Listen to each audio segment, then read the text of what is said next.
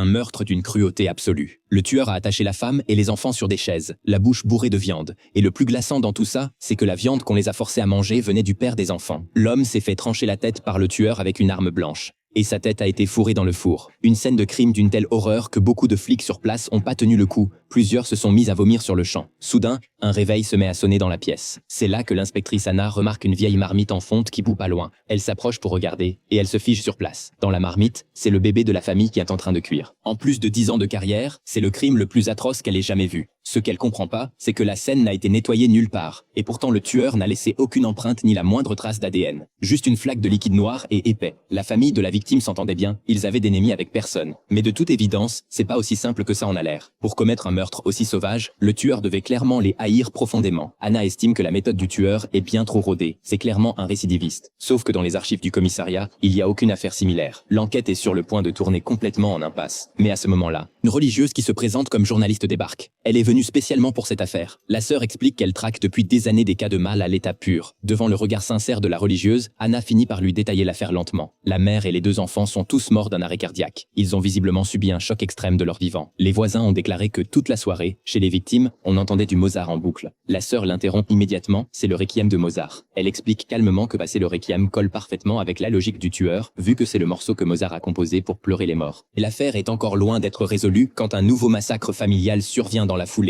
Quand la police arrive sur la nouvelle scène de crime, la salle de bain est crasseuse et jaunâtre. Au moment où il tire le rideau de douche, tout le monde se fige de terreur. Plusieurs cadavres sont cloués au mur. L'une des victimes a été fendue en 2 au niveau de la taille à la force brute, malgré une méthode aussi violente. Il n'a pas une seule goutte de sang sur la scène. Les victimes semblent avoir été vidées de leur sang. Et juste après, Anna découvre un message sur le mur. « Je suis l'abandonné.